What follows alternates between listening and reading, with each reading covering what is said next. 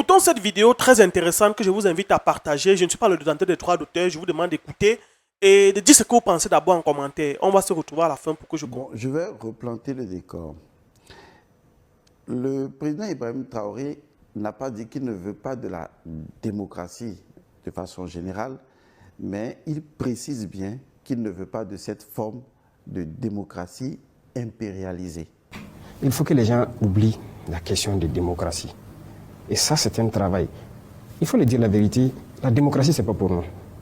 La démocratie, telle que ces gens-là nous font voir la démocratie, ça ne nous intéresse pas. On ne veut même pas de ça. Normalement, si on parle de démocratie à un Africain, c'est lui qui vient comme ça vous parler de démocratie, il faut fuir comme ça. La démocratie tue. C'est ça la démocratie, c'est ce qu'on veut. Et regardez la Libye, c'est un exemple à côté de nous. Ils vivaient en paix, non? Ils vivaient en paix, l'eau était gratuite, il y avait tellement de choses gratuites. Quand les gens se mariaient, ils avaient déjà des primes sociales et tout. Mais aujourd'hui, les Libyens, il y en a qui se promènent avec des bidons pour chercher l'eau un peu partout. Regardez la misère qu'il y a. Combien de centaines de milliers d'enfants sont morts. C'est ça la démocratie.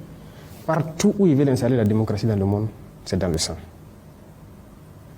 Que Dieu nous épargne de cette démocratie. Nous avons notre modèle. On ne cherche même pas à ressembler à quelqu'un. Nous sommes venus pour changer carrément la manière de fonctionner, mais surtout les mentalités, pour que les gens ouvrent les yeux, voient le monde et que plus jamais on tombe dans ces travers-là. Les gens sont là, la démocratie, c'est de l'esclavage. Il n'y a pas de démocratie dans ce monde. Ils le font quand ils veulent et pour l'instaurer, ils tuent. La démocratie qui tue, nous ne voulons pas de démocratie. Que Dieu nous garde de cette démocratie-là. On est concentré sur notre reconquête, sur notre refondation et sur la révolution. C'est la seule voie pour se développer. Il faut bien le préciser. Prenons aujourd'hui les États-Unis. Comment peut-on être à la fois un pays démocratique et impérialiste? Il y a une contradiction. On est à la fois démocratique, mais on est impérialiste. C'est du jamais vu. Et cette attitude que les Occidentaux ont provient de leur spiritualité. Lorsque vous prenez leur Dieu, il dit « Tu ne tueras point, mais lui, il tue. Tu ne voleras point, mais lui, il vole. » En fait, il est tout le contraire des lois que lui-même, il propose. Et donc, ce n'est pas étonnant de voir ses enfants, ses ouailles, ceux qui ont hérité de cette spiritualité, en ajout Israël, se comporter exactement de la même manière. Les lois, tant que ça nous arrange, on y va avec. Mais si ça ne nous arrange pas, nous, on ne les respecte pas. Mais vous, vous avez le droit de le respecter. Et vous voyez, c'est incroyable. On peut capturer le président Maduro, personne n'a rien à dire, il est en fonction. Est-ce que c'est de la démocratie? Et donc, aujourd'hui, il faut vraiment que nous repensions à la démocratie, qu'on arrête de consommer la démocratie, qu'on développe notre démocratie à partir de notre paradigme identitaire. Parce que dans notre identité fondamentale, nous avons des valeurs. Parler de démocratie, c'est parler d'un ensemble de valeurs.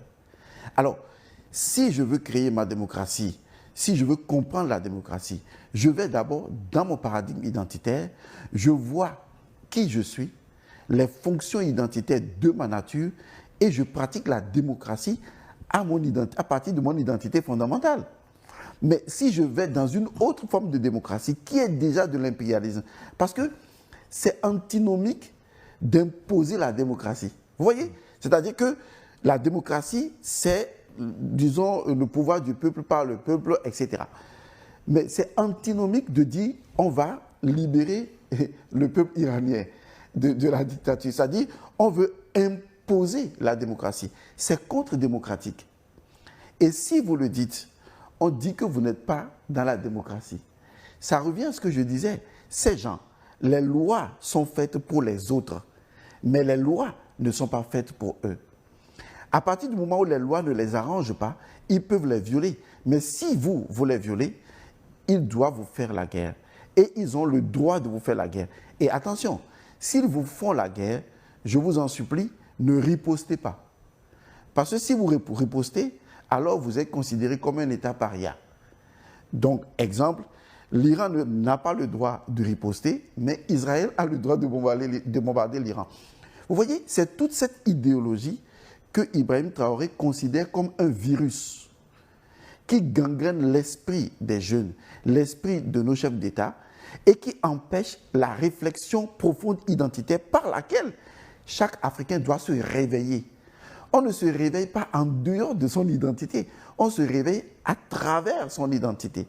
On ne saute pas par-dessus son ombre. Ce n'est pas possible.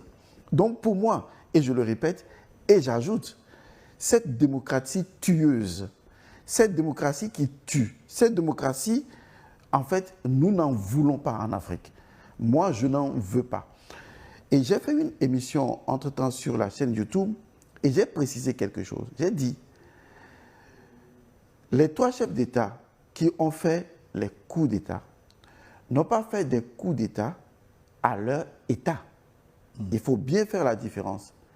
Ils ont fait un coup d'État à un système impérialiste qui utilise ce que le système impérialiste utilise pour pouvoir exister, subsister, pérenniser sa nature, le terrorisme. Il ne peut pas y exister d'impérialisme sans terrorisme. Car l'impérialisme suppose la création des conflits de basse intensité pour maintenir les gens dans des rivalités continues afin de profiter, mettre en place une idéologie pour pouvoir aller puiser leurs ressources. Pour dire, nous, on est les sauveurs. Pourtant, c'est eux qui allument le feu de façon indirecte et qui viennent. Et donc, à partir de ce moment, il faut comprendre que c'est tout un système, en fait. Donc, les 3 chefs d'État de l'AES, et moi j'ai toujours dit, je suis AES, personne ne me l'enlèvera, c'est ma décision. Les 3 chefs d'État de l'AES n'ont pas fait des coups d'État à leur pays. Ils ont fait des coups d'État à un système. Parce que leur pays a été gangréné ou ont été gangrénés par un système impérialiste qui fait la loi par le terrorisme, qui sont achetés pour déstabiliser et détruire ce que nous avions de valeur. Ils ont fait des coups d'État. Et pour ça, leurs coups d'État, pour moi, je les ai totalement applaudis. Parce qu'ils ont fait des coups d'État à la France-Afrique. Ils ont fait des coups d'État à une idéologie impérialiste. Ils ont fait des coups d'État à une corruption identitaire, à une compromission identitaire que nous devons absolument rejeter. Donc pour moi, cette démocratie, on n'en veut pas. Nous voulons une démocratie qui vienne de nous. Je vous dis une chose que j'ai suivie dans ce que le président a dit. Il y a une question qui lui a été posée par un journaliste qui dit « Et les droits de l'homme ?» Exactement, sur les accusations de droits de l'homme. Oui, exactement. Ouais. Et les droits de l'homme, parce que, vous savez, les impérialistes, ce qui les intéresse, ce ne sont pas les valeurs. Ce qui les intéresse, c'est la mise en place d'une idéologie basée sur un raisonnement de suprémacisme. Ils partent du principe qu'ils ont raison et que c'est à eux le droit d'avoir raison, pas toi. Donc tout ce qui va en découler, tu ne peux pas avoir raison. Ça n'arrivera pas. Et donc, quand la question lui a été posée, il a répondu de façon métaphysique. Métaphysique. Merci de me passer le mot. Merci beaucoup. De façon métaphysique, de façon transcendantale. Il a dit, avant les droits de l'homme, il y a le droit à la vie. Oui, on oublie ça. Le droit à la vie. Si nous n'avons pas le droit à la vie, comment pourrions-nous parler de droits de l'homme? Vous ne respectez pas nos vies. Entre une vie américaine et une vie burkinabé, quelle est la valeur? Vous n'avez jamais fait cette équation? Du point de vue des Américains, une vie américaine est-elle égale à une vie burkinabé? Du point de vue des impérialistes, une vie française est-elle égale à une vie malienne? C'est exactement là l'utopie. Ils n'ont jamais considéré que les vies se valent. Et pour cette raison, le président dit oui, nous on avait les droits de l'homme depuis.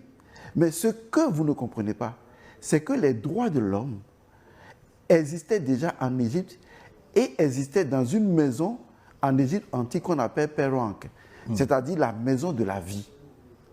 C'est la maison de la vie qui érigeait les droits de l'homme, parce qu'il faut les droits de la vie, il faut le droit à la vie pour parler de droits de l'homme. Donc, défendre le droit à la vie est primordial, parce que les droits de l'homme sont manipulés aujourd'hui. Donc, je m'inscris totalement dans le droit de la vie. Est-ce qu'aujourd'hui, un Burkinabé a le droit de vivre? Oui. Est-ce que si aujourd'hui, on estime qu'un Burkinabé a le droit de vivre et que le terrorisme qui a été initié, acheté, vendu et promulgué porte atteinte à la vie d'un Burkinabé, tout comme cela pourrait porter atteinte à la vie d'un Français, d'un Américain, est-ce qu'aujourd'hui, les Américains, les Français, les autres se lèvent pour dire « éradiquons le terrorisme » Non. Donc aujourd'hui, on n'est plus vraiment en face de droits de l'homme, mais on est en face de droits de la vie. Si vous ne pouvez pas comprendre que toutes les vies se valent, alors les droits de l'homme, vous ne les comprendrez pas.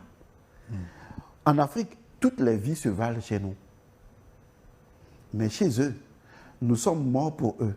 Nos parents sont morts pour eux. Mais quel en est le retour? Ils nous ont mis en esclavage pendant des siècles. Et ils ne respectent même pas nos mémoires. Parce que la dignité d'un peuple, c'est le respect de son identité. Puis son identité est son principe de vie fondamental. Donc, la dignité, c'est le droit qu'a un peuple, c'est le devoir qu'a un peuple et son droit de se reconnaître dans son identité fondamentale. C'est ça la dignité d'un peuple. Et si vous ne pouvez pas nous respecter, si vous allez nous indignifier, alors nous allons vous rendre l'appareil. Parce que nous savons très bien le faire. Et je pense que c'est cette attitude qui permet aux belliqueux de se ranger dans leur terroir. Parce que ce sont des personnes dont la nature, il ne faut plus dire qu'ils appliquent le double standard. Non, ce n'est pas qu'ils appliquent un double standard, c'est leur nature. Les Occidentaux et les impérialistes sont des personnes à la langue fourchue. Lorsque vous voulez discuter avec eux, vous devez toujours avoir un couteau dans le dos. Parce qu'ils ne seront jamais francs avec vous. Ils ne seront jamais honnêtes avec vous. C'est dans leur nature. Ça peut paraître un peu tiré par les cheveux, mais l'histoire l'a démontré. L'histoire le démontrera. Si l'Africain leur tourne le dos, ils vont vous poignarder. Vous devez prendre en considération le fait que c'est dans leur nature d'agir ainsi à notre endroit et de ne pas espérer d'eux quelque magnanimité que ce soit, quelle compréhension, quelle humanité que ce soit. N'oubliez pas l'histoire. Ils étaient des sauvages. Lorsqu'ils étaient allés en Égypte, c'est nous qui les avons civilisés. Et par conséquent, l'histoire était tue, mais elle est là. C'est nous qui les avons civilisés. Ils ne peuvent pas dire le contraire. C'est dans les tests historiques. Donc nous avons la responsabilité aujourd'hui en tant qu'Africains de montrer le chemin de la véritable humanité. Mais si vous les attendez pour ça, vous aurez tort toute votre vie. Parce qu'ils ne connaissent pas, ils n'ont pas la compréhension de la vie à la dimension de l'Africain. Quand l'Africain parle de la vie, ce n'est pas la même chose. Eux, ils voient des chiffres. Regardez comment Gaza a été bombardé. Il n'y a que les chiffres qui s'affichent. Et ils sont incapables de se lever pour dire « mais c'est horrible ». Non. Chacun fait un discours intermédiaire parce que les intérêts sont là. La vie humaine, elle n'est plus précieuse à leur égard. Des Africains qui sont tués. Des autres. Quand il s'agit des autres, oui. Parce que, en fait, ce que vous ne comprenez pas, dans leur nature, ce sont des personnes apeurées. Ils vivent en eux-mêmes ce qu'on appelle la terreur identitaire. Les Occidentaux sont toujours terrorisés par les Noirs. Et ça, vous n'arrivez pas à les comprendre. C'est pour cette raison qu'ils sont obligés d'être racistes. Ils sont racistes par peur. Nous les terrorisons. Nous les terrorisons parce que nous avons quelque chose de pur, de naturel, quelque chose de non artificiel, quelque chose de véridique, quelque chose d'entêté, de têtu, de pérenne, de durable. notre peau, la mélanine, ça constitue leur terreur.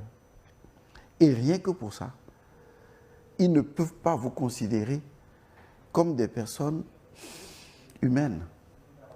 Parce que c'est admettre leur propre fragilité. Ils utilisent la violence pour terroriser. Et quand un chien aboie dans une maison, qu'est-ce que vous faites? Si vous fuyez, le chien va vous courir après. Il arrive des fois qu'il faut, comme le dirait le président Tiani, lorsque le chien aboie, il faut rugir.